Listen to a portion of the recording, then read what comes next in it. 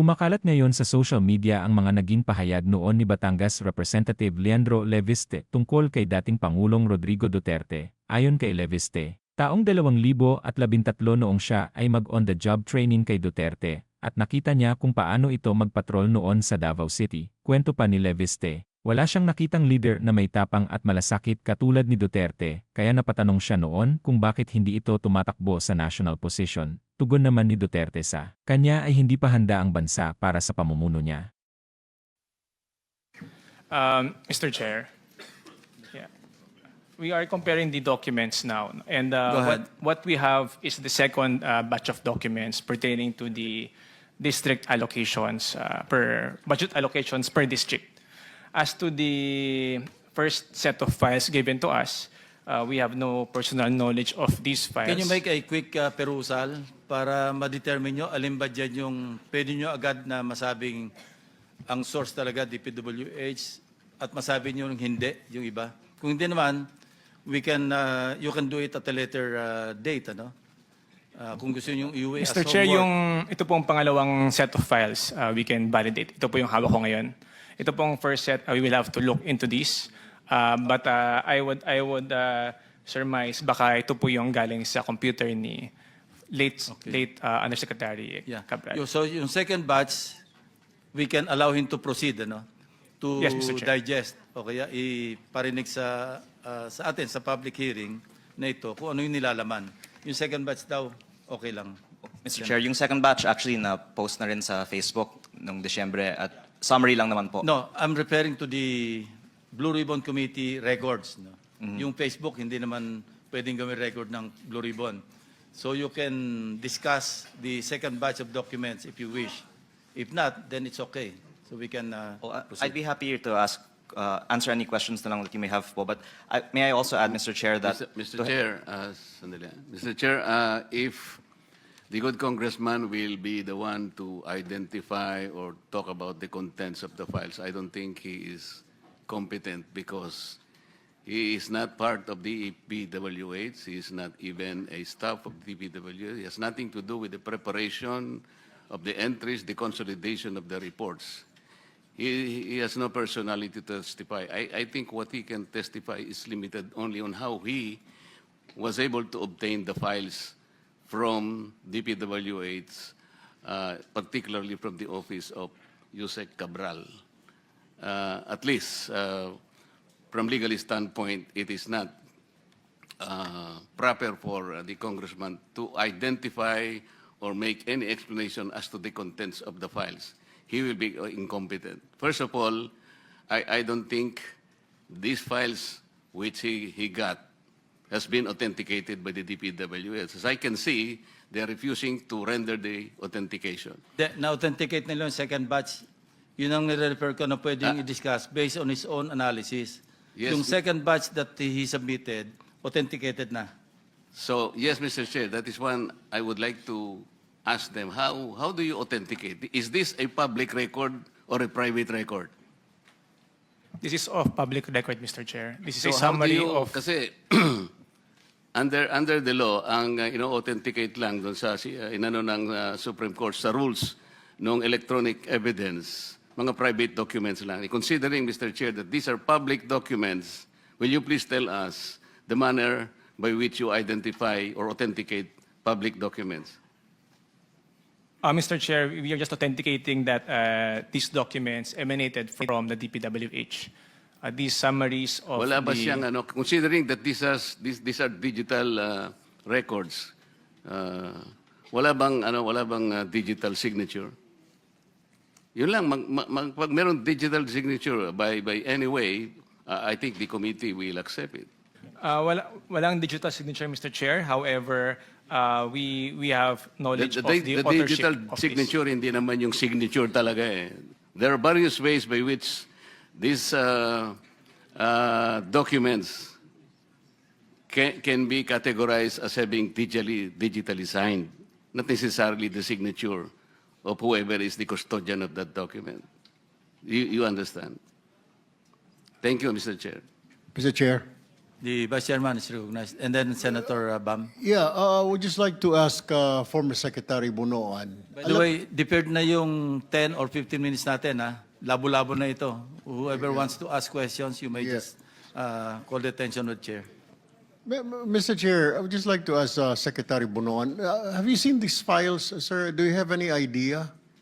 Kasi Yusek ho ninyo si Cabral na nasa possession niya po itong documents ito.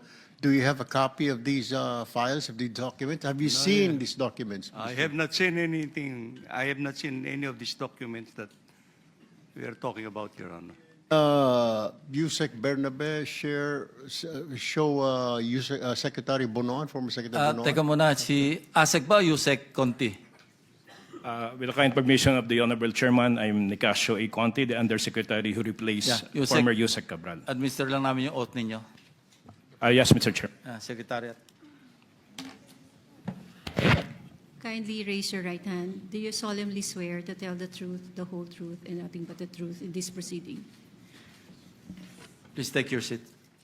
Thank you, Mr. Chairman. Senator Erwin.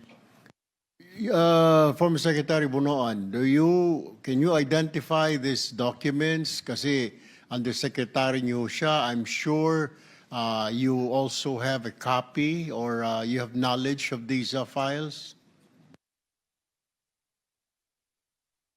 And this document that has been shown to me looks familiar to me, Your Honor.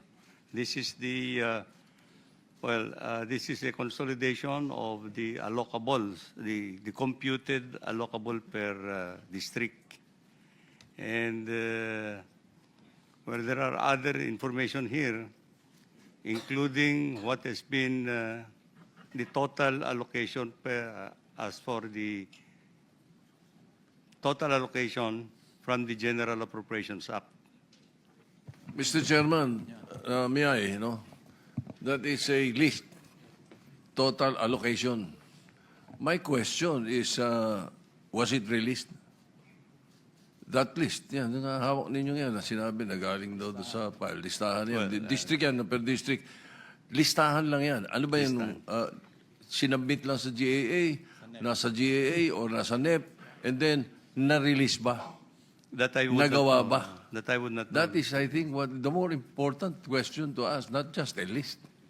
I just, I am saying, Your Honor, that looks familiar to me, but as far as these items were released, I would not have any information about it, Your Honor. Mr. Chairman. Senator Bam. Yes, Mr. Chairman, has the committee established how the list was acquired? Hindi pa. Nakapagkwento na ba si Congressman Leviste? May we know, Congressman Leviste, how you acquired the list? On September 4, with Yusek Cabral, after she had a phone call on speakerphone with Secretary Vince Dizon, and I also had my phone on speakerphone, and I believe that my mother also spoke with Secretary Vince Dizon that night, and Secretary Vince Dizon said that these are public documents and that all of them can be shared not only with me, but with the public. And were these given to you as a printout, or was this a file that was emailed to you? The printout that I have sent there with a timestamp September 9, 6:03 p.m. was a hard copy, and I also got a soft copy of that printout From? from the office of Yusek Cabral, with Yusek Cabral present. Okay, so yung email na pinanggalingan nung listahan is from a government employee or from an official email of the DPWH? Soft copy was given to me, Sorry, USB ba, or it was Yes. emailed to you? USB. Okay, so may binigay sa yung hard copy at may binigay sa yung USB with all of these files. Yes, my USB was the one that got the files. Okay, so binigay mo yung USB mo kay Undersecretary Cabral at kinopya niya from her computer. It was my USB from their computer in the presence of Yusek Cabral. Yes, but you have to. We just want to establish how the information arrived to the committee, no? So could you share with us how it arrived here? So binigyan ka ng hard copy, and how did you get the soft copy? In the presence of Yusek Cabral, I asked if I could get a soft copy of it, and my USB, after a few minutes, because it wasn't readily with me, was brought by my staff, and it was also seen on CCTV that we were coming in and out of the office. And that time, Yusek Cabral was with us, and that was after a phone conversation with Secretary Vince Dizon. Okay, so yung USB mo mismo, nilagay mo sa computer ni Yusek Cabral and you transferred the file to your USB. In Correct. the office of Yusek Cabral, In her computer. in the planning services office computer. Okay. So, ibig sabihin yan, there should be a copy in DPWH as well because may pinanggalingan yung files na yon. Correct, Congressman Levis, no? Yes, and after your line of questioning, Mr. Senator, I also have here the names of the encoders that are also noted on each line of the file. So, DPWH can verify. I don't think you can verify that right now by just looking at the hard copy. The best way to verify is to go back to your computer, check it there, and makikita kung totoo nga ba ito. Correct, no? Yusek, Mr. Chair, can we share our version of what transpired last September 4? Now, what was reported to us that happened September 4 was that when Congressman Leviste came to DPWH and he was asking for the district allocation, per district budget allocation. And this was the one authorized by Secretary Dizon. And that's the second batch of documents given to us, shown to us, and which we are validating. Afterwards, what was reported was that the Congressman Leviste went to the computer and got files from Secretary Cabral's computer. We are not certain what files were acquired. Right after that, we secured the computer. It was sealed off, taken off to ensure that it remains intact and di na po siya matamper. And last December, the Ombudsman issued a subpoena, including that CPU, which we immediately turned over to the Ombudsman on the same day, including all printouts of the letter request in his office. And as of this moment, that CPU, which remained untouched as of September 4, is with the Ombudsman. So only the Ombudsman can actually verify. Is that what you're saying, Yusek Bernadette? That is correct, Mr. Only the Chair. Ombudsman can verify because the computer is with them. That is correct, Mr. Chair. Correct, no?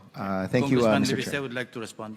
May I also kindly add that I believe there are two other groups that also have soft copies of this same file. One is the office of Senator Lacson, who I understand obtained it from the lawyer of the family of Yusek Cabral.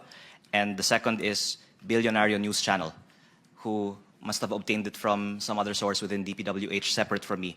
And I have seen another soft copy of the file, which has a slightly different file name than my file, and it is, as I have seen, exactly the same. So the public can be assured that it's not solely reliant on my copy of the file because there are multiple groups that also have a copy of the file. Mr. Chair.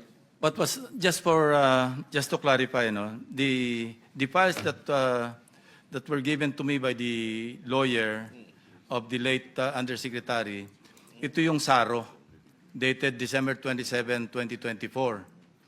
50 billion plus, 30 billion of which flood control projects.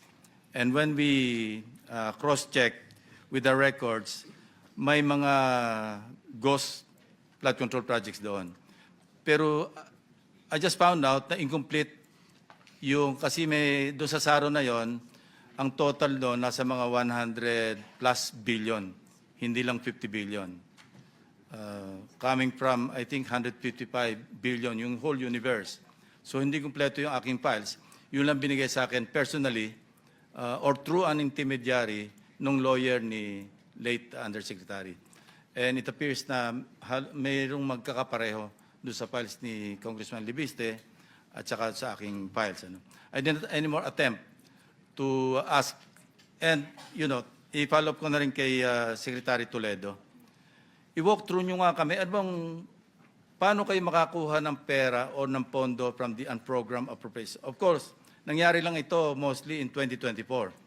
Kasi medyo naabuso yung unprogrammed appropriations in the GAA of 2024, di ba? Ang laki, sobrang laki. So, December 27, patapos na yung taon, nag-issue pa ng SARO I suppose, kasi pag sinabi nating special purpose fund, nandoon yung unprogrammed appropriations. No? And in 2024, I recall, inamend ng Congress yung special provisions. Dinagdagan nila. Because ang alam ko sa special provisions ng unprogrammed appropriations, napakahipit. Hindi ka makakakuha ng pera doon. Unless merong excess collection sa non-tax, not even revenue collection, non-tax revenue collection, may excess. Second, kung merong approved loan. Di ba? And third, kung, what's the third, Secretary? Yun na nga yung may excess, yung certification. Approved loan, may excess non-tax revenue collection, New revenue measure, Mr. and new accompanying revenue measure. That's the third. In 2025, tinake out na yon. Binalik na sa non-tax revenue, etc., etc. Now, can you walk us through paano ba nakakahugot sa unprogrammed appropriations? Who initiates? DBM ba? Agency ba? DOF ba? But eventually, the only person authorized to release is the President or the Office of the President, correct? The DBM, Mr. Chair. DBM, ang parang alam ko nasa gaan yan, only the President can order or authorize the realignment. Kukuha saan program, i-realign to augment items do sa regular budget. Now that you're saying it's DBM, then I submit, no? Kung Yeah. DBM. Mr. Chair. Bigyan nyo lang kami ng Okay. rundown. Paano ba yung ruta niyan? Okay, Mr. Chair. Thank you.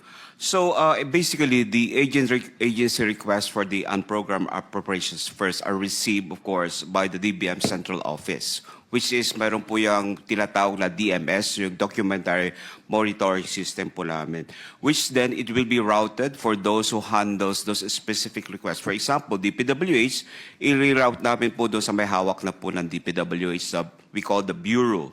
And then, of course, initial review and compliance, of course, dire-review po ng ahensya or the bureau that handles it.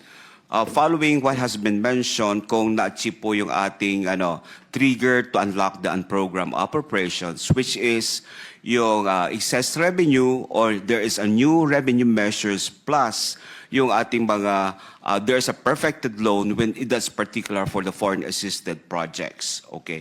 So after that po, the requesting bureau will now, of course, transfer that or request for our what we call the debit vouchers, which is kasi may administrator po ng unprogrammed appropriations para may control po tayo as far as releases for the unprogrammed appropriations, just like other lump sum funds, like for some pension gratuity fund and miscellaneous benefit fund, may lump sum po na nagpo-monitor or the administrator. So once debit voucher has been approved, yan po, release na po namin yan, okay, transmitted to the, of course, meron po yan, sinusundan po. It will pass through the Office of the Assistant Secretary of the Budget Preparation and Execution Group, together with the Undersecretary of the Budget Preparation and Execution Group.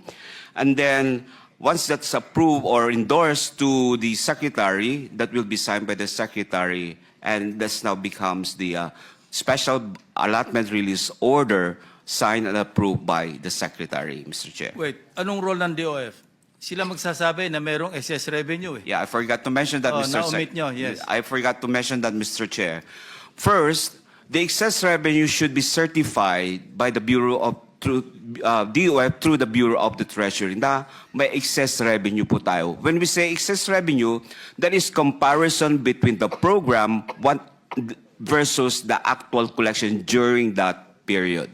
So yun po yung kailangan po natin may excess revenue muna bago natin ma-unlock yung Secretary, non-tax revenue. Not necessarily revenue collection, non-tax revenue. Well, pag-usapan dito. From the certification that was certified, it came from the non-tax revenue, Yeah, Mr. Chair. correct. Yes. Yeah. So ganun po yun. So yun na yung ruta nun. Yes, Mr. Chair. Hindi ito nag-i-start sa DOF, sasabihin ng Treasury, meron tayong excess dito, DBM, kumuha na kayo ng listahan sa mga agencies. Hindi ganon. Uh, Parang ganon ang alam ko eh. yung ano po, Kasi hindi muna kayo makaka-act kung hindi nyo alam na merong excess revenue, excess collection. yes, diba? Mr. Chair. Because the agency cannot request without that excess Correct. revenue. So talagang nanggagaling muna sa Department of Finance. Yes, Mr. Or Chair, BTR. that there is an excess revenue. Okay. Sino? Mr. Yes. Chair. Yeah. May I direct my question to our Prosecutor General?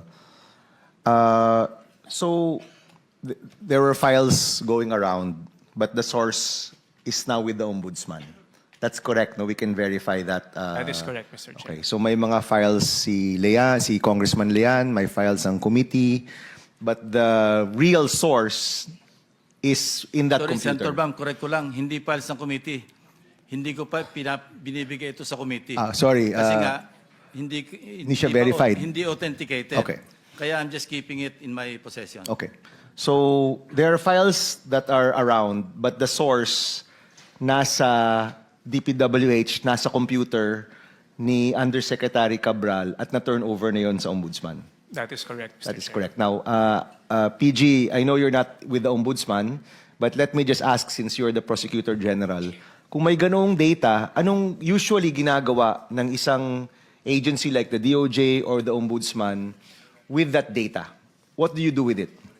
Well, ang ginagawa ho namin pagka ganyan, pagka-computer, we request for forensics examination to extract and to look at the data which is in the computer, which I believe is what the Office of the Ombudsman will also be doing, sir. So you will check the veracity of that Yes. data, no? Yes. Based on testimony, based on real-world occurrences, we will find out ano ba yung na-release, are these projects ghost projects or not?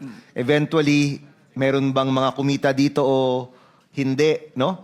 So the data is basically a lead for the DOJ and the Ombudsman. That is correct, sir. The data that will be extracted based on the forensics examination will at the start be just leads that can be followed by the investigating police agencies or the National Bureau of Investigation that will aid them in their investigation.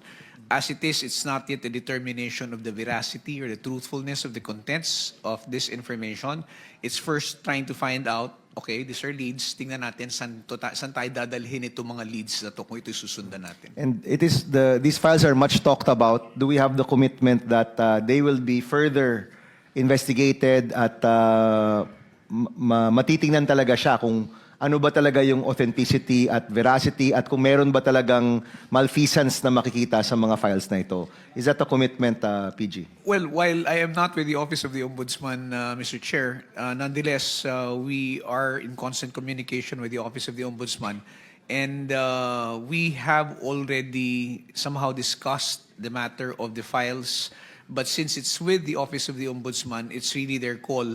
I know for a fact that they will start also some forensics examination of the computer, and then that would start and kick off possible investigations to ascertain, one, the authenticity of the documents that were secured, and then second, to also ascertain the veracity of the contents. Yung hinahanap na paki-authenticate, tell us whether these are real or not, or the veracity. Currently, it's still in process. Yes po. Yes po. Okay. Thank you. Salamat po. Mr. Chair. Mr. Chair, I have Yes, Senator Erwin. a couple of questions for Yusek Bernabe and Congressman Leviste. Yusek Bernabe, there were reports that I read na may mga nagsasabi na these files were forcibly taken. Have you investigated kung totoo ito? Because may mga lumalabas na balita ako nakita sa social media claiming that they're the employees of Yusek Cabral, that they were forcibly taken. Have you investigated this? Kasi kung may mga ganitong kwento ho, dapat iniimbestigahan ho ninyo. Mr. Chair, that was the report. That was the report that the soft copies of the files in the computer were forcibly taken. However, upon the request of former Undersecretary Cabral and her staff na wag na pong palakihin yung issue. That is why we just maintained reports and the footages, but wala na pong ginawang further action on it, Mr. Chair. Have you reported this matter to the Secretary Vince Dizon, na there is such an incident? And why did Secretary Yusek Cabral decided not to pursue anymore or about this matter? The Secretary is well aware, Mr. Chair. In fact, he is the one who acceded to the request of former Yusek Cabral and her staff na wag na pong palakihin yung issue. As to why that is why the former Yusek would want that, we cannot answer anymore po. Siguro po ayaw na po niyang maging issue, Mr. Chair. All right, let me direct my question to Congressman Levisa. Kong, is this true? I mean, what they're saying na Yusek Cabral said na parang forcibly taken ninyo, kinuha lang ninyo, hinablot lang ninyo itong soft copy na ito sa office ni Yusek Cabral. Is there truth to this? Mr. Chair, I believe the lawyer of the family of Yusek Cabral said that Yusek Cabral never said that it was forcibly taken, even when this was discussed at the Ombudsman in early December. And it is based on others' testimonies that is so. But apart from the lack of any mention of it by Yusek Cabral, there is also the CCTV that was also showed by the DPWH.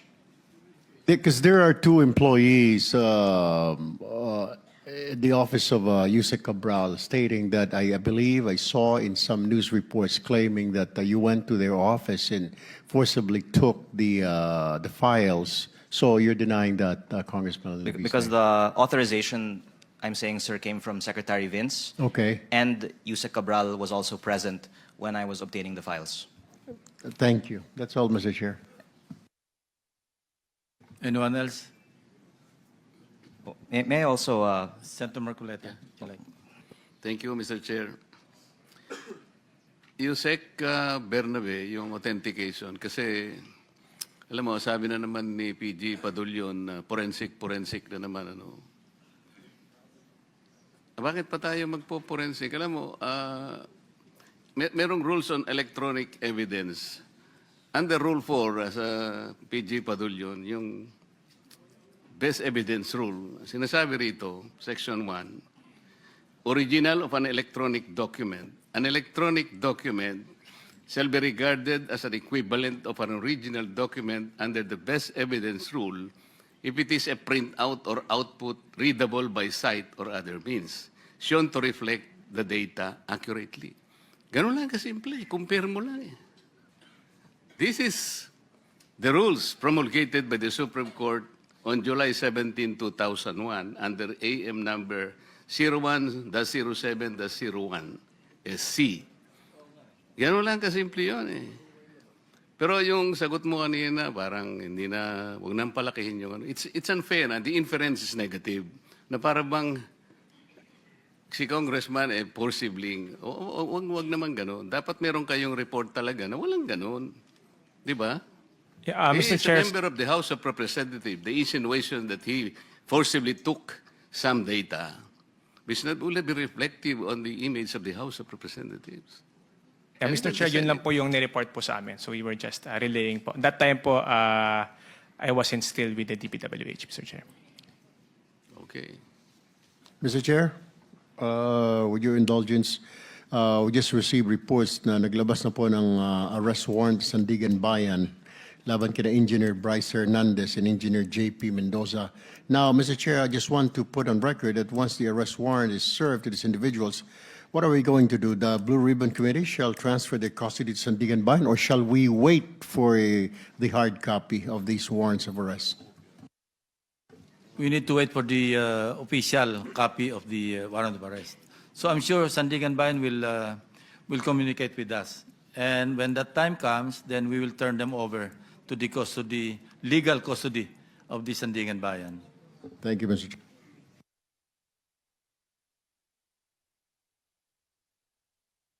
Yes, Oh, Mr. Chair, if I can just make a few quick points. First, I thank everyone for their questions on my involvement with the files. I would hope that we can also discuss the contents of it, but regarding my involvement, I would be glad to face any of those questions when they are brought to me. What is personally important to me is that the contents of the files can hopefully be made public. And considering that the DPWH is here, maybe there could be some kind of commitment on them authenticating and releasing it. And I would also like to note that to add to the authentication of it, I can also provide the committee, Mr. Chair, the list of the encoders, because there is a entered by on each. There's around 30 names here.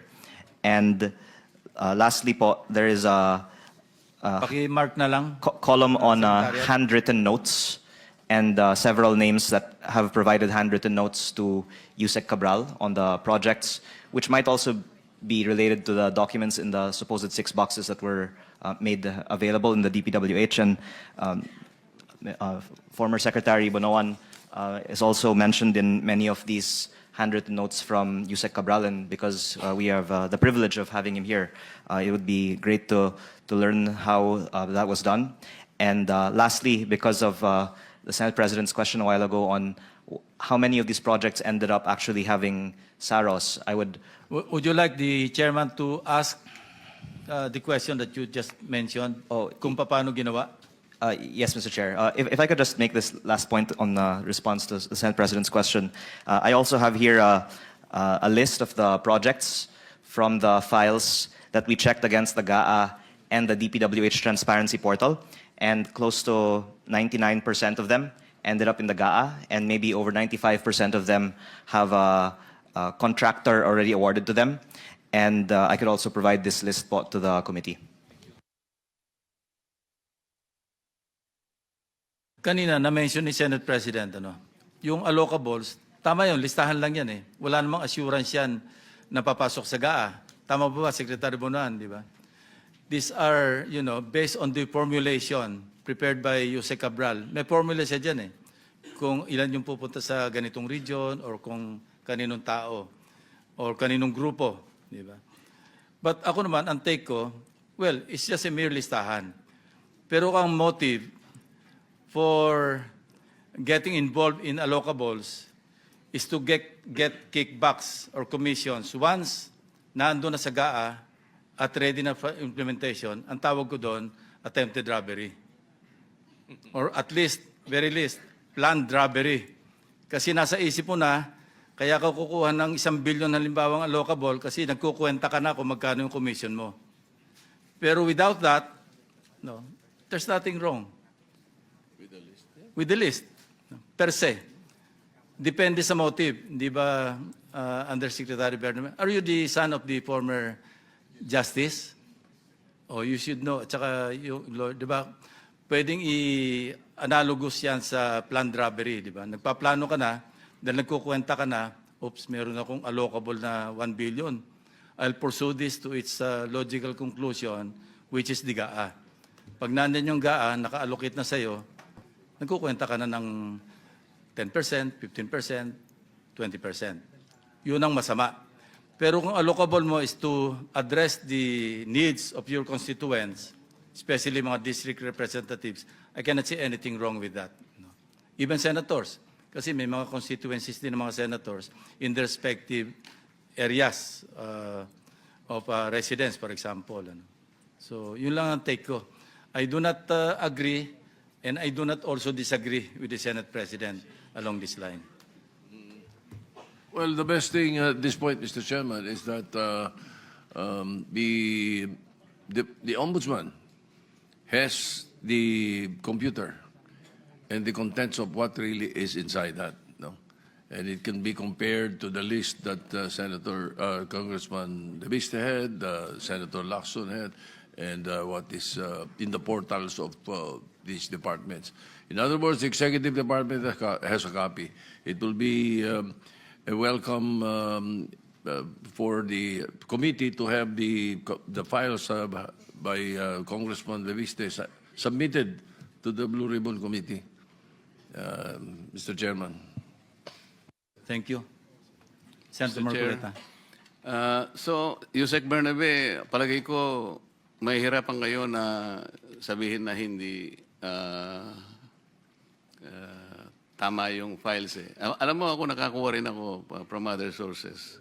Pareho rin eh. Kaya nung yung ating chairman nagsalita, nagkaroon siya ng press con, sabi niya, at least there are 5 secretaries, cabinet secretaries, and USEC have been recipient of allocables, sabi niya, as shown by the Cabral files. Tiningnan ko talaga. Tama siya eh. So, hindi naman kayo nag-react eh. Di ba?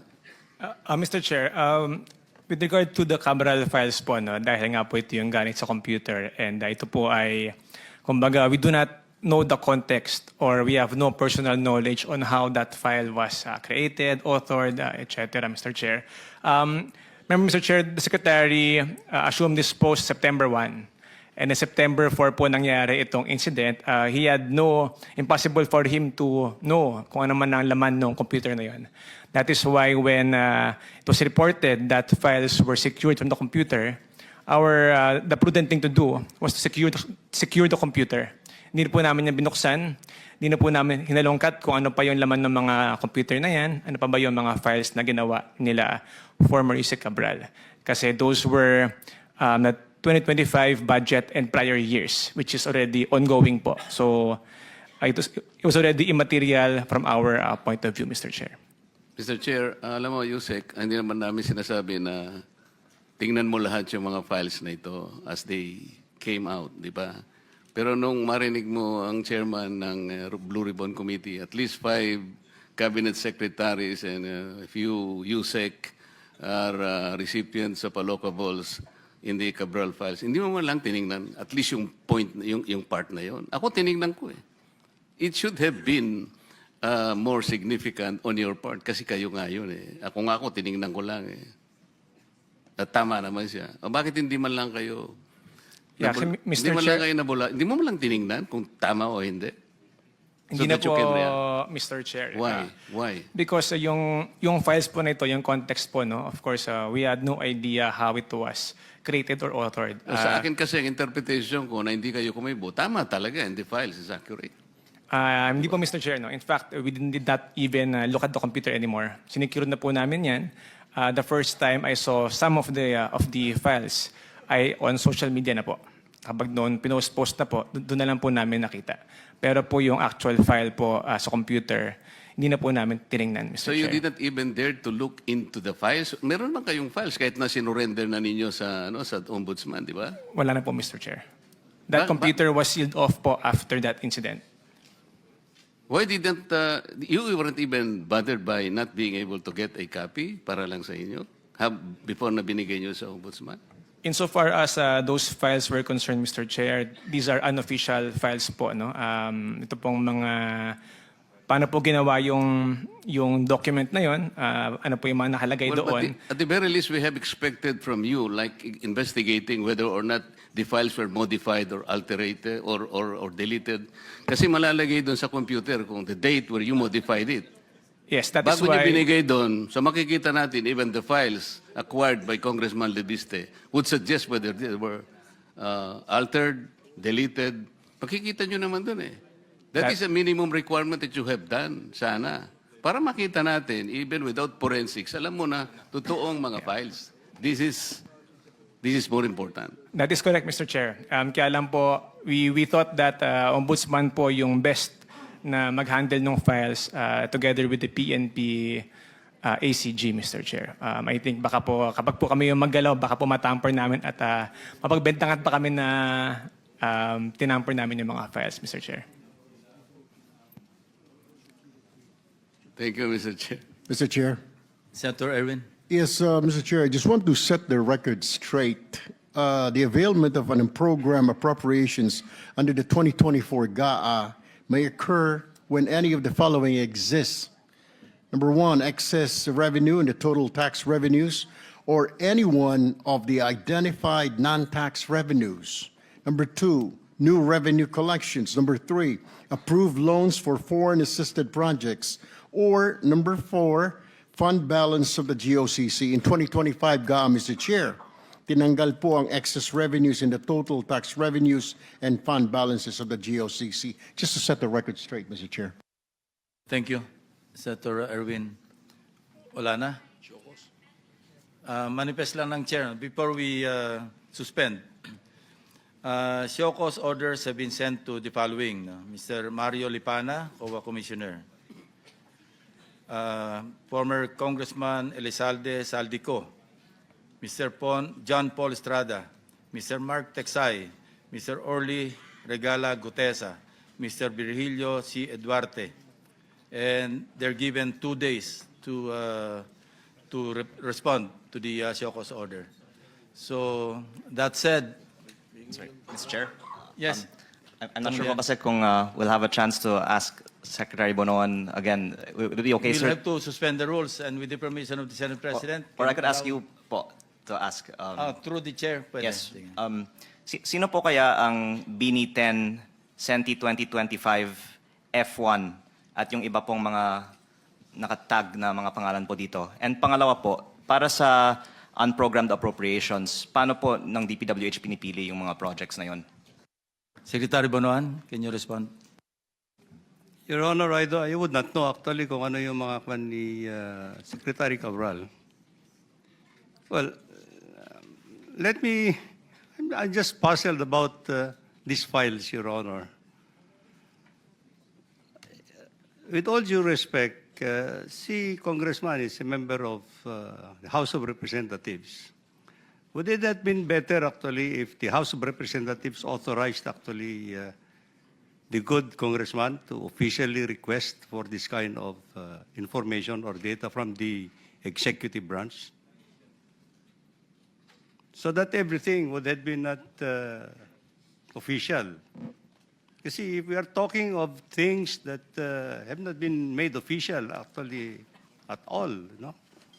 If there were conversations, authorization from the Secretary, Secretary Dizon and Yusek Cabral, these are informal arrangements to him, and I don't know what would have been the motive actually behind actually getting all this information from the Department of Public Works and Highways, which is a different agency to the legislative branch.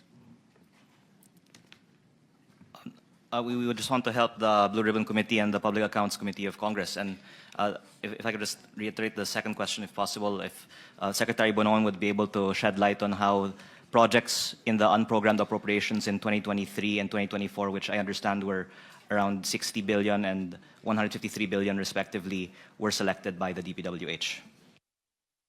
Kindly respond. Your Honor, I can recall that in 2023, there were unprogrammed appropriations that were given, that were released to the Department of Public Works and Highways to augment the budgets that were cut during the to augment the budgets that were cut in the during the in the General Appropriations Act. Now, for example,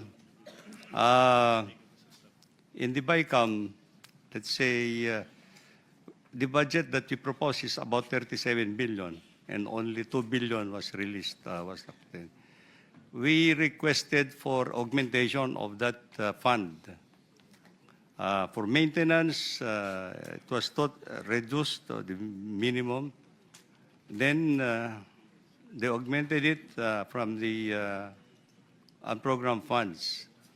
For foreign assisted projects, it was cut drastically from 70 billion, as I can recall, 70 billion to only 20 billion.